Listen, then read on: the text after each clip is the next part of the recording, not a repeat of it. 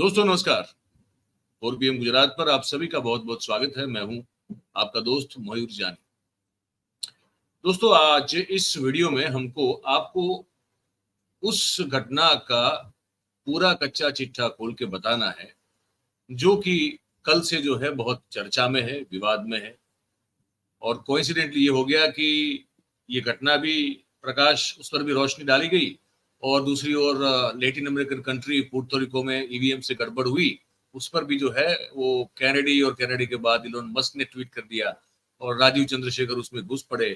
वो सब जो है एक साथ हुआ और हमको बात करनी है आज, आप तक एग्जैक्ट इंफॉर्मेशन ये पहुंचानी है कि वो जो मुंबई की वो सीट जहां पे शिंदे गुट का एक उम्मीदवार और उद्धव की जो शिवसेना है उसका एक उम्मीदवार जब लड़े और सिर्फ 48 वोटों से उद्धव ग्रुप के उम्मीदवार की हार हुई, वो पूरा घटनाक्रम है क्या?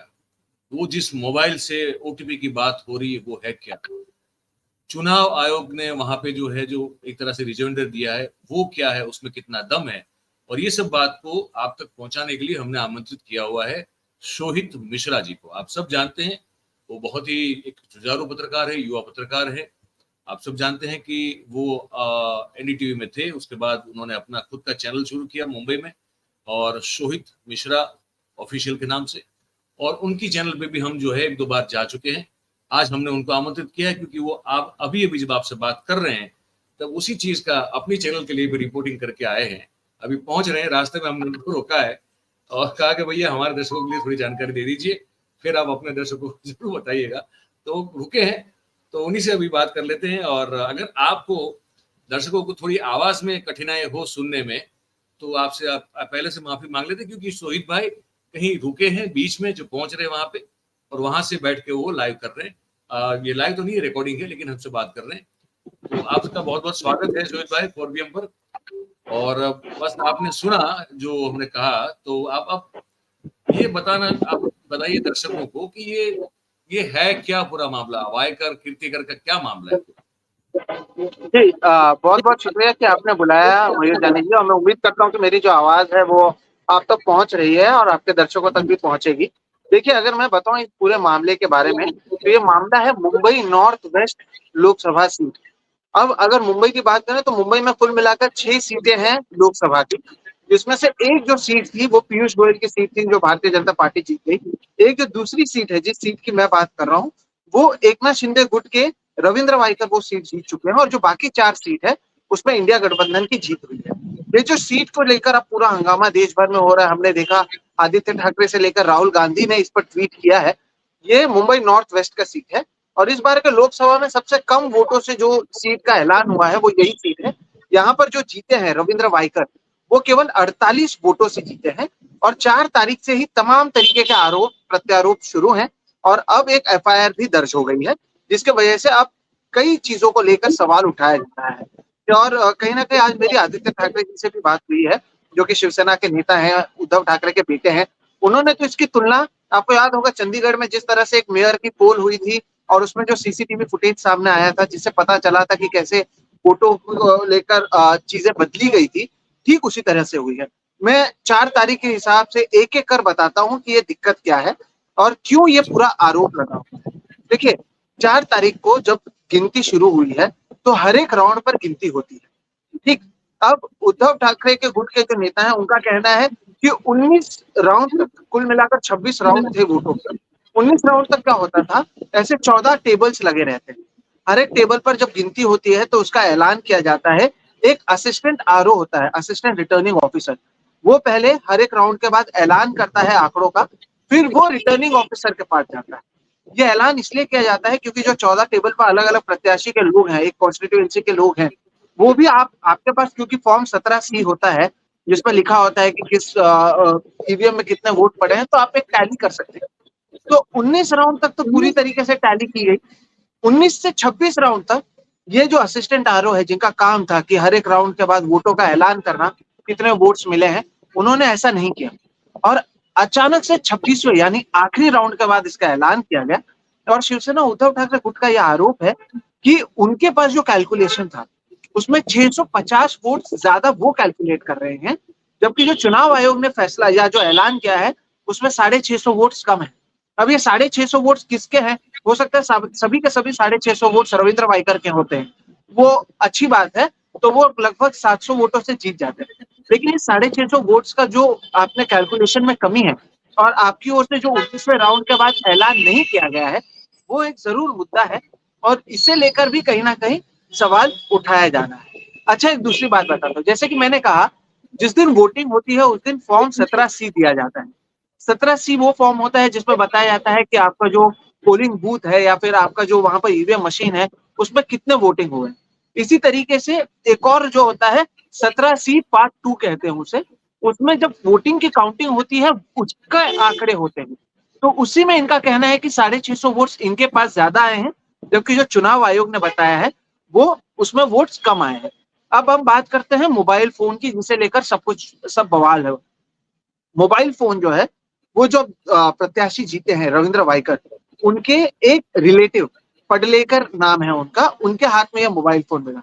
अच्छा, ये मोबाइल फोन जो है ये अधिकारियों के पास होता है और कई जगहों पर इसके बारे में ये कहा जा रहा था कि इससे जो ओटीपी है उसका इस्तेमाल किया जाता है ईवीएम मशीन के लिए, लेकिन वो सही नहीं है। या इसमें ओटीपी आती है लेकिन उसका इस्तेमाल किया जाता है एनकोर नाम के एक डेटा के लिए। अब ये एनकोर क्या है? ये कंपाइलेशन सिस्टम है जहां पर आप सारे डेटा को अपडेट करते हैं, जहां पर आप बताते हैं कि पहले राउंड के बाद कितना डेटा हुआ, कौन कितने वोट से आगे है, कौन कितने वोट से पीछे है। वो करने के लिए आपके एक फोन पर ये ओटीपी आती है, एक अधिकृत फोन पर, जिसके जरिए आप ये सारी चीजों को करते हैं। ठीक, तो यहाँ पर भी ऐसा हो रहा था, लेकिन ये फोन होना चाहिए अधिकारी के पास, और ये फोन मौजूद था रविंद्र वाइकर जो वहां से अभी सांसद बन चुके हैं, उनके एक रिलेटिव के पास। अब इसे लेकर वहां पर लोगों ने सवाल उठाया। दो ऐसे प्रत्याशी हैं जिन्होंने कहा कि भाई इन्हें फोन कैसे अलाउड है जब यहाँ पर फोन नहीं है। बार बार ये भी कहा जा रहा था कि ये जो शख्स हैं वो टॉयलेट ब्रेक्स ले रहे थे, टॉयलेट में जाकर किसी से बात कर रहे थे, तो उन्हें और उनके उस फोन को बाहर निकाल दिया गया। अब जब इसे लेकर चुनाव आयोग ने प्रेस कॉन्फ्रेंस किया, उन्होंने कहा कि इस फोन का इस्तेमाल ओटीपी के लिए किया जाता था। तो जब आप ओटीपी के लिए इस्तेमाल करते थे और इस शख्स को आपने 2 बजे काउंटिंग बूथ से बाहर निकाल दिया उस फोन के साथ, तो उस फोन पर ओटीपी आना था। आगे जब आप काउंटिंग कर रहे थे तब आपने कैसे काउंटिंग की? क्योंकि फोन तो बाहर था। तो या तो फोन बदला गया या आपने वो ओटीपी अगले अगले जो राउंड्स होते हैं उसके लिए कैसे दिया, इसके बारे में कोई जानकारी नहीं दी। अब इसके अलावा जब ये पूरा मामला उठा तो अंत जब होता है, यानी शाम को जब ये ऐलान किया जाता है कि कौन जीता कौन हारा, तब भी जो चुनाव आयोग के अधिकारी होते हैं उनका एक काम होता है कि वो कहते हैं कि देखिए अब हम ये ऐलान कर रहे हैं, आप बताइए कि आप में से किसी को परेशानी है क्या।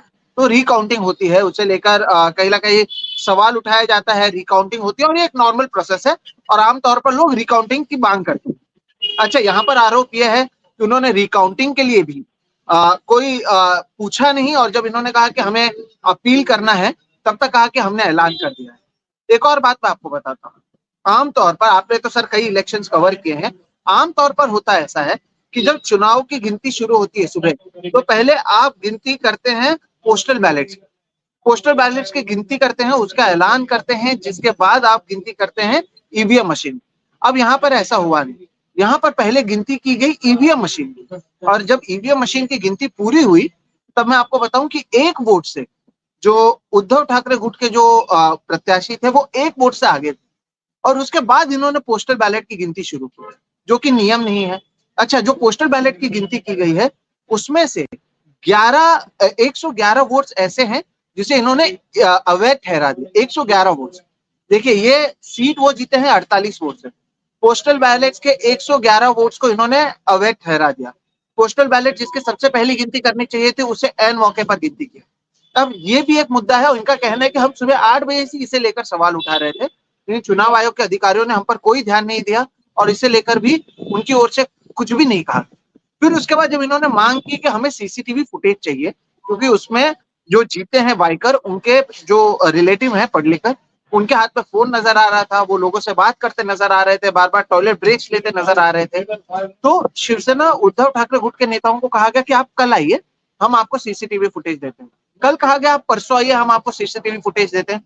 फिर उनकी ओर से कहा गया कि नहीं नहीं, अभी हमने इसे सील कर लिया है, चुनाव आयोग के पास ये चला गया है, जब तक आप कोर्ट से फैसला करके कोर्ट ऑर्डर नहीं देता हम इसे नहीं लाएंगे। तो इस तरह से आप देखिए एक के बाद एक इतने इसमें परेशानियां सामने आई है, तो इसके ऊपर कोई जवाब नहीं दिया गया है। अब चुनाव आयोग कहता है कि हमने ऐसा कुछ नहीं किया, हमने खुद ने कहीं ना कहीं एफआईआर दर्ज किया है, पुलिस को हमने कहा था कि देखिए ये फोन मिला है, ये नहीं होना चाहिए। सवाल ये है कि, और आरोप भी ये है कि जब किसी के पास फोन मिला, वो फोन किसका था? किसी के भी फोन में वो ओटीपी आता नहीं है, आपके अधिकारी के ही फोन में वो ओटीपी आएगा जिसके आधार पर आप काउंटिंग करते हैं। वो फोन प्रत्याशी के रिलेटिव के पास कैसे मिला? अच्छा, फिर जब लोगों ने आपको कहा, दबाव बनाया, तब आपने एफआईआर अगले दिन दर्ज किया। अब तक उन्हें केवल नोटिस क्यों दिया गया है? क्या उनसे कोई पूछताछ की गई? उनके ऊपर कोई कार्रवाई क्यों नहीं की गई? जब विपक्ष के नेता बार बार अलग अलग टॉपिक्स पर आवाज उठा रहे थे, चाहे वो वीवीपैट का मुद्दा हो, माफ कीजिए, चाहे वो पोस्टल बैलेट का मुद्दा हो, चाहे वो सीसीटीवी का मुद्दा हो, चाहे वो मोबाइल फोन का मुद्दा हो, या जब पूरा चुनाव खत्म हुआ उसके बाद उनकी ओर से अपील की जा रही थी, उसे नजरअंदाज क्यों किया गया? तो आप अगर देखेंगे तो एक के बाद एक इसकी आप तुलना उस चंडीगढ़ मेयर पोल से कर सकते हैं। इसलिए ये कह भी रहे हैं कि आप एक बार सीसीटीवी फुटेज तो दीजिए, आपको समझ में आएगा। अब किसी के पास अगर फोन है और ये कांटे की टक्कर है, 19, जब मैं आपको बता दूं 19 राउंड पूरे हुए थे, तब इन्हें समझ में आया कि ये बहुत कांटे की टक्कर है। अब अगर 40-50 हजार वोट आगे पीछे होता तो आप कुछ कर नहीं सकते, लेकिन जब कांटे की टक्कर है और आप 111 वोट जो है पोस्टल बैलेट के आप अवैध ठहरा देते हो और 48 वोटों से आप जीतते हैं, तो ये इतना आसान या इतना साफ तरीके से तो नहीं हुआ है। ये पहले दिन से ही ये सवाल उठाते रहे हैं और ये जो मुद्दा है वो लगातार बरकरार है। अब इसे लेकर शिवसेना उद्धव ठाकरे गुट की ओर से एक कोशिश की जा रही है कि अदालत का दरवाजा खटखटाया जाए, आरोप के खिलाफ कार्रवाई की जाए, साथ ही साथ इस पूरे प्रोसेस की या तो रिकाउंटिंग हो या तो फिर से इलेक्शन। देखिए, आमतौर पर जो चुनाव आयोग होता है वो कोई भी वोट जो होता है वो 45 दिन तक अपने पास सिक्योर रखता है, लेकिन जब आप अदालत पे जाते हैं या जब तक ये पूरा मामला चलता है तब तक इन्हें सिक्योर रखना है।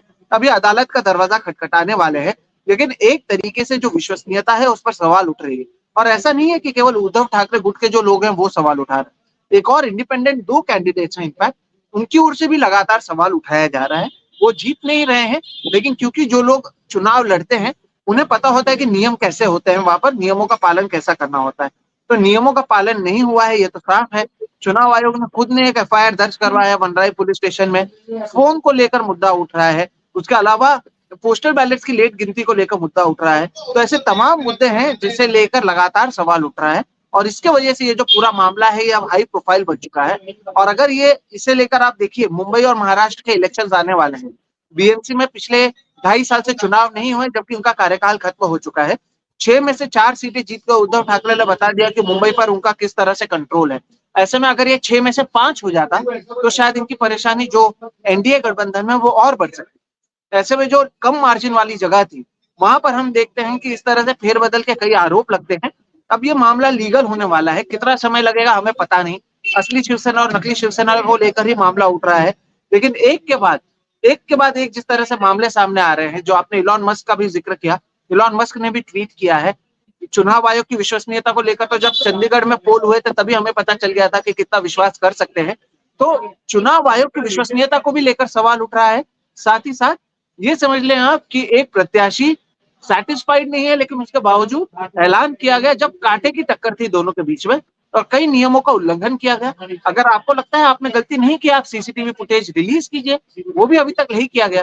तो चुनाव आयोग को निष्पक्ष कैसा माना जाए, यही सवाल जो है वो शिवसेना उद्धव ठाकरे गुट के नेता पूछ रहे हैं।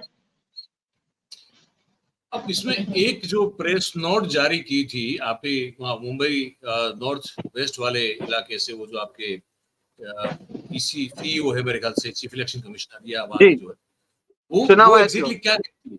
हाँ, वो क्या कहती है? वो जो देखिए, उनका ये कहना है कि वो जो ओटीपी, एक जो मैंने कहा ना भ्रम बन गया था कि ओटीपी यानी फोन का इस्तेमाल किया जाता है ईवीएम को अनलॉक करने के लिए, तो उन्होंने कहा ऐसा नहीं है। लेकिन उन्होंने भी ये बात मानी है कि वहां पर फोन्स मिले हैं, उस फोन को जब्त किया गया है और पुलिस में कंप्लेन कराई गई है, ये बात उन्होंने भी माना है। उन्होंने ये नहीं कहा कि ऐसी बात नहीं, वो सिर्फ इतना कह रहे थे कि यहाँ पर जो भी कुछ हुआ है वो हमने किया है। अगर फोन मिले हैं तो उसकी शिकायत पुलिस से हमने की है और हमने पुलिस को जांच की बात की है। जब उनसे पूछा गया कि आप सीसीटीवी क्यों नहीं दे रहे हैं, तो उन्होंने कहा कि हम ऐसे नहीं देते हैं, आप अदालत जाइए, आप अदालत से एक तरीके से परमिशन लेकर आइए तभी हम देंगे। लेकिन मैं कहता हूं, अगर आप चुनाव आयोग हैं और आपकी विश्वसनीयता को लेकर सवाल उठ रहा है और आप दावा कर रहे हैं कि आपकी ओर से कोई गलती नहीं हुई है, तो आपको दिक्कत नहीं होनी चाहिए वहां के जो सीसीटीवी फुटेजेस है उसे देने के लिए, लेकिन वो नहीं किया गया। एक तरीके से केवल ये कहा गया कि चुनाव आयोग ने अपना काम किया, जो आरोपी है उसके खिलाफ चुनाव आयोग ने शिकायत दर्ज की है, और ओटीपी से ईवीएम मशीन नहीं खुलता, वो बात सच है, लेकिन इसका इस्तेमाल कहीं ना कहीं, जैसे कि मैंने कहा, एनकोर नामक जो एक ऑनलाइन डेटा कंपाइलेशन सिस्टम है उसके लिए किया जाता है, और वहां पर इस मोबाइल फोन का इस्तेमाल किया गया था। यह अधिकारी का फोन था, जो अनऑथोराइज्ड पर्सन जिसे ये कह रहे हैं उसके हाथ में आ गया। सवाल तो उठेगा ना कि आपके अधिकारी का फोन किसी अनऑथोराइज्ड पर्सन के पास कैसे आ गया। अच्छा, अगर ये प्रत्याशी नहीं देखते और इसकी शिकायत नहीं करते, तब हमें नहीं पता क्या कुछ हुआ है। वो बार बार बाथरूम में जा रहे थे, उन्होंने किससे बात किया हमें नहीं पता। मुंबई महाराष्ट्र में अगर ये सीट है, अगर आप चंडीगढ़ के मेयर पोल के लिए आप देखते हैं कि किस तरह से वोटों को लेकर यहाँ पर चीजें बदलने की कोशिश की जाती है। ये तो लोकसभा का चुनाव था, जो मुख्यमंत्री है उनके पार्टी के जो प्रत्याशी थे वो लड़ रहे थे, मुंबई के दूसरे सीटों पर वो हार रहे थे। हमें नहीं पता किनसे बात की है, लेकिन ये कांटे की टक्कर थी, और वहां पर आखिर में हमने देखा कि केवल 48 वोट से जीत गए, जबकि ईवीएम में वो 1 वोट से आगे चल रहे थे उद्धव ठाकरे के प्रत्याशी। तो इसलिए चुनाव आयोग पर तो सवाल लगातार बरकरार है, और अदालत का दरवाजा इसे लेकर खटखटाया गया है। क्या लगता है आपको कब तक, तो वहां सरकार तो वैसे अभी तो सरकार तो शिंदे और इनकी ही है, क्या लगता है? बाकी हम सब जानते हैं कि इन्फ्लुएंस होती है चीजें, इन्फ्लुएंस तो होती है चीजें, इतने दबाव के बाद भी देखिए कितना गलत गलत हो रहा है। तो देखिए क्या लगता है क्या होगा? देखिए असली शिवसेना किसकी, इसका नतीजा आने को 2.5 साल लग गए, उसमें 2 चुनाव हो गए। तो ये इस फैसले को 5 साल बाद हो सकते हैं, अगले लोकसभा चुनाव के बाद अगर आ जाए तो आप मान सकते हैं। हालांकि अगर इनके पास सीसीटीवी फुटेज आता है, क्योंकि मैं कुछ नेताओं से, आपको भी मैंने बताया ही था कि मैं मिलकर, मैं शिवसेना भवन के यहाँ पर ही था जहाँ पर ये प्रेस कॉन्फ्रेंस हुई, और कुछ नेताओं से बातचीत की। उनका कहना है कि वो बहुत कॉन्फिडेंट है कि अगर सीसीटीवी फुटेज मिले तो कई चीजें सामने आएंगी। उन्होंने एक हैरानी या एक डाउट ये भी जताया है कि जो मोबाइल फोन का इस्तेमाल किया गया शायद उसे बदल दिया जाए ताकि कोई सबूत ना मिले। अब वो ऐसा कर पाते हैं कि नहीं पता नहीं, इनका तो दावा है कि हमारे पास सीडीआर रिकॉर्ड हम निकालने की कोशिश कर रहे हैं। लेकिन आप मयूर जानी जी ये भी देखिए कि जिस वनराई पुलिस स्टेशन में इसको लेकर एफआईआर दर्ज किया गया है, आमतौर पर एफआईआर दर्ज होने का उसे आप ऑनलाइन अपलोड करते हैं। ये एफआईआर दर्ज हुए 4-5 दिन से ज्यादा का समय हो चुका है, अब तक इसे ऑनलाइन अपलोड नहीं किया गया। किसी के पास ये एफआईआर मिला नहीं, कोई भी पुलिस वाला ऑन रिकॉर्ड आकर बात करने को तैयार नहीं, पुलिस वाला इस मुद्दे पर कुछ कह नहीं रहा है। तो आप समझ ही सकते हैं कि सिस्टम कितना इसमें जिम्मेदार है इस पूरे मामले में। तो ऐसे में अदालत से हम अब क्या ही करेंगे, आपको किसी पर तो विश्वास जताना होगा। तो अदालत तक गए हैं, अब अदालत कब इस पर सुनवाई करता है और कितना समय दिया जाता है ये देखना महत्वपूर्ण होगा। चंडीगढ़ वाले मामले में भी आपको अदालत में ही जाना पड़ा, अदालत में जाने के बाद ही चीजें हुई, नहीं तो उसी दिन तो बीजेपी वाले वहां पर मेयर भी बना चुके थे, जीत भी चुके थे, जश्न भी मना चुके थे, फिर चीजें बनी। तो अदालत ही अब आखिरी एक कहते हैं ना, डूबते हुए को तिनका का सहारा, तो वो तिनके का सहारा है। अब अदालत से क्या फैसला होता है ये देखना होगा, क्योंकि बतौर रिपोर्टर भी हम कोशिश कर रहे हैं, ना एफआईआर मिल पा रही है, ना पुलिस इस पर कोई बात करने को तैयार है। ये क्योंकि गुजरात में ये हो चुका है, गुजरात में 2 कैबिनेट मिनिस्टर के खिलाफ ये जंग लड़ी गई कि भाई वो जो जीते नहीं है, लेकिन उनको आरओ ने जीता हुआ घोषित कर दिया है, ये गलत तरीके से जीते हैं। आप यकीन मानिए वो केस चलता रहा।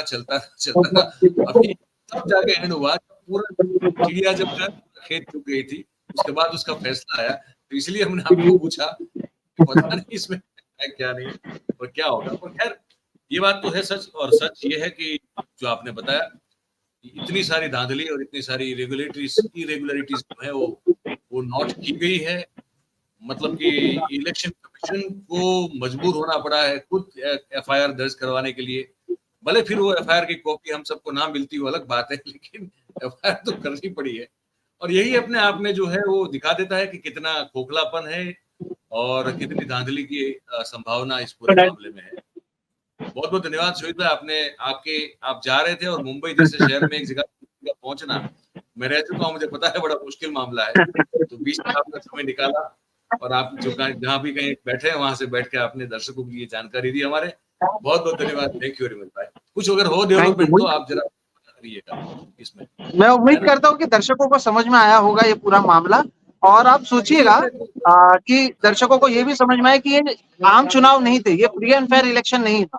यहाँ पर एनडीए में से केवल पार्टी चुनाव नहीं लड़ रहे थे, उनके साथ ईटी, ईडी, आईटी, सीबीआई, गोदी मीडिया, चुनाव आयोग सभी मौजूद थे, फिर भी भारतीय जनता पार्टी 240 सीट ला पाई। और उसमें अब एक मामला तो ये सामने, हमें नहीं पता ऐसे और कितने मामले होंगे। यहाँ पर तो भी महाराष्ट्र में लोग कहीं ना कहीं अवेयर थे या फिर वो लड़ने को तैयार थे।